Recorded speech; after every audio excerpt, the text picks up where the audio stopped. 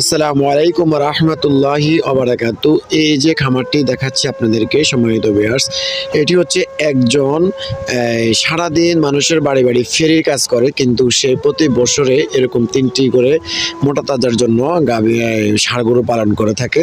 তো আসলে যদি ইচ্ছা শক্তি থাকে তাহলে আমরা অনেক কিছুই করা সম্ভব।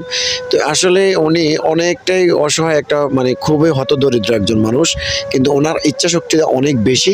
তো আমি কালকে যাওয়ার পরে ওনার এই ভিডিওটা করে আনি, অনেকটাই ভালো লাগছে এবং ওনাকে আমি অন্তরস্থল থেকে দোয়া করি। এবং যারা দোকানে পাটে বসে থাকেন না থেকে এরকম ছোট আকারে একটু শুরু করতে পারেন।